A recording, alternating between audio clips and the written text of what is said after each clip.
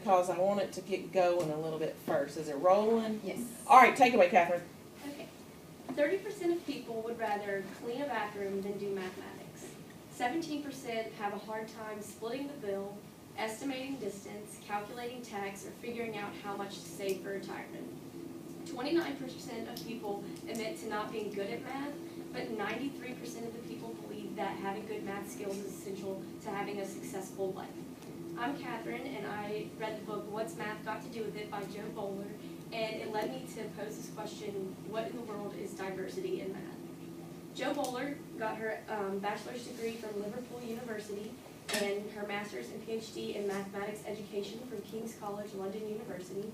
She currently is a professor at Stanford University, and she researches ability grouping, gender studies, mathematical problem solving, educational policy, and learning communities.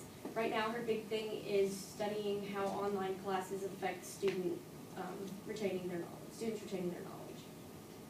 Her three main contributions, like I said, are what happens when students are grouped by ability, using projects rather than problems for instruction, and girls versus boys, and how each of them approaches a math problem.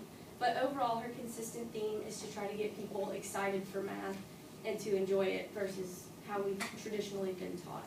So I'm going to talk about these three things, and then afterwards I'll talk about how you can apply those in your classroom regardless of whether or not you're teaching math. So her first one was, she had a cute little saying, we cannot divide by ability because math. So from the results of the third International Mathematics and Science Study, the United States came in 19th place out of 38, which wasn't that great.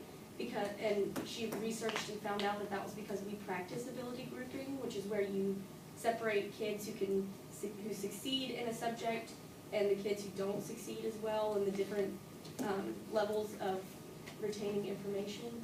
Japan, who did very well and was in the top part of this study, uses ability grouping, and so they use the motto, help each other learn from each other. So what happens when you group kids by ability is you lower the self-confidence of the kids in the lower groups, and you put more pressure on the kids in the upper groups.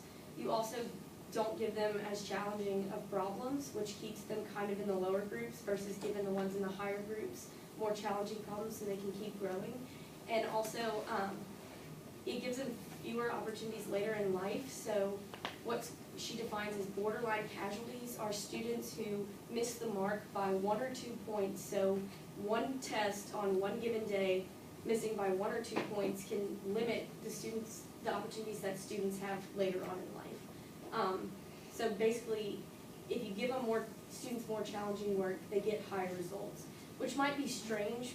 Like you might think, oh, the upper level kids need to be able to grow and keep going, but they learn by explaining to the younger kids, or to the lower level kids, which actually helps them understand it better.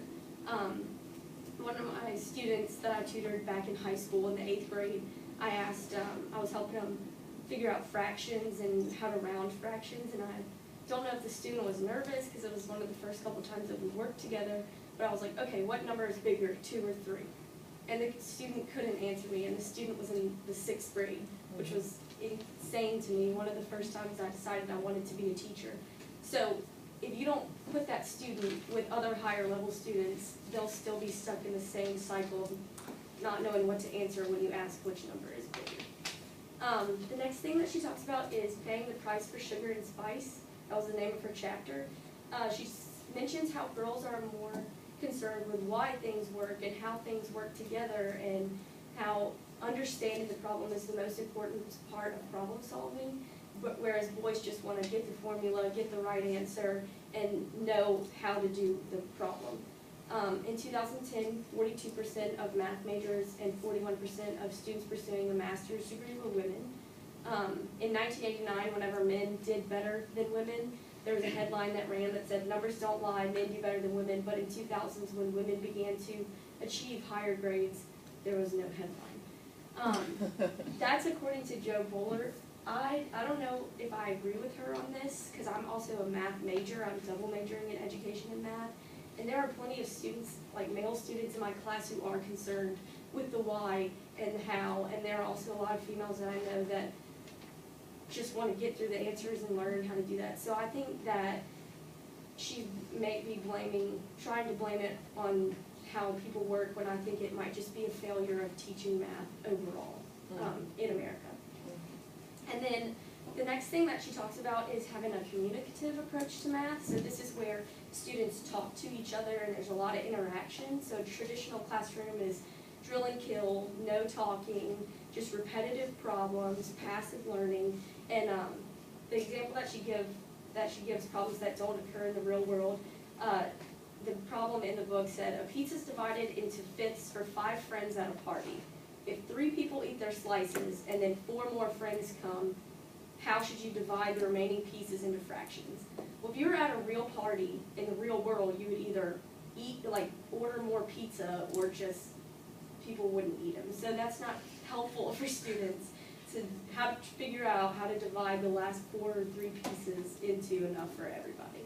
So in her reformed classroom approach, she wants to have more student collaboration, understanding the why in math, so it will be more entertaining or more developed thinking for everyone, and also problems that reflect real world issues, so it's more interesting for the students. And then one student that Bowler interviewed said you can improve your social skills, math skills, and logic skills. So it's not just doing the same thing over and over again. And George Boyer, who's a famous mathematician, talks about giving students problems that will develop their independent thinking so that they can become better at solving problems in general. So what I learned and how I can apply it to my future classroom. First of all, when you teach students, you want to give them a clear layout of what you're going to do for the current day, for the upcoming week, for the whole semester. So when I talk to my students about factoring quadratic equations, I want to show them later on how you can graph quadratic equations based on those factors. So instead of them thinking, okay, I have to factor this, okay, now we're graphing, it all connects together in any subject that you're teaching. So it's important that your students know how it connects together. And then giving students multiple choice testing, it really causes anxiety, and it doesn't test whether or not students understand that problem. It really just tests if they can do it in a certain amount of time. So instead of doing that, it's easier to give multi-dimensional problems with partial credit and less time restraints. I know you can't get past how long a period is, but don't design a test that's going to take a whole class period for them to complete or be cutting it close. Also, another important thing is assessing what students know. So a 9th grader in algebra that I tutor right now, I will talk through the problem with her and go through it. And as I keep on talking, she's nodding her head like she understands, but then I'll ask her a question and she'll say, wait, what? So she really isn't getting what's going on. So it's important that you know that your students are aware of what's happening. So one of the ways that Bowler talks about in her book is the 2 stars, 1 wish method. So on the 2 stars, your students would write 2 things that they think they did well today, and then the wish is maybe something they wish they could have done a little bit better or wish they had more information on. Another one is the red, yellow, green light method. So you have 3 buckets, a red one, a yellow one, and a green one, and students can write their name on a slip of paper and put it in whichever bucket, like red if they really don't understand it, yellow if they're kind of still filling it out, or green if they get it. And to prevent everybody from putting it in the green bucket, maybe call a couple kids from the green bucket and say, can you explain this to your classmate who was in the red bucket that was having a hard time understanding it? So then you know where your students are so you can go at a good pace for them. And then finally, giving students more feedback and not as many grades will help them, because every time you see a grade, everything's about getting a letter grade or making an A or whatever. That's not beneficial for students, and it kind of messes with them psychologically. So you want to make sure that you're giving them feedback, like you multiply here when you should have been adding, or however it applies to the other subject areas, so they know what they're messing up on versus, oh, I just got a B on this or I failed this test. And then last, these are just some ways that Bowler talks about effectively teaching math.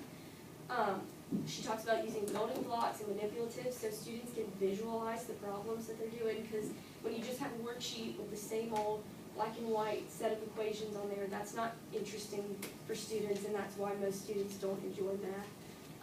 Another article that I read for another one of my classes was called "Don't Say Anything a Kid Can Say."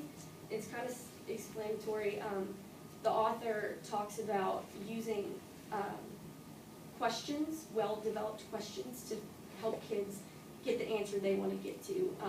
Stephen Reinhardt talks about making sure that you make the kids say what they're supposed to say instead of you just saying, "Here's the answer." So here at the end of her book, Bowler talks about just different tips, just a list of tips in the math classroom.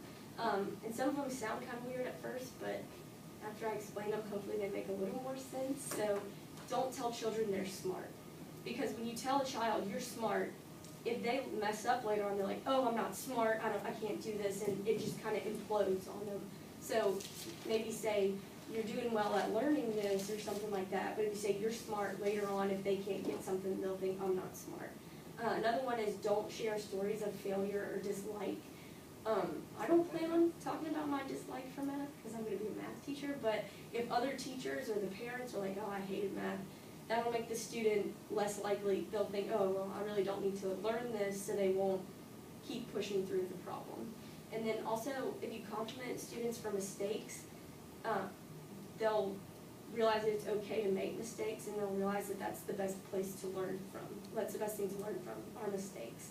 And then also, this kind of goes with the first one, but if you don't help children through challenging problems by teaching them step by step, if you do that, you're more likely to do the most difficult step for them. So if you get them to kind of ask them questions about the overall problem, they'll be able to get through the most difficult step by themselves. So in conclusion, after learning all of this from the book I read, I found the answer to my question, what is diversity in math? Diversity in math is the difference between students who enjoy math and who achieve math versus the students that don't and just end up giving up along the way, which that's a big problem for math teachers. If kids don't want to do it, they'll just say, "Oh, I'm done with this." So to lessen this gap, educators need to make it learning more about communication and discovery, which can allow the students to find some sort of joy in getting an answer right. And then maybe instead of wanting to clean the bathroom, kids would want to do. Round of applause.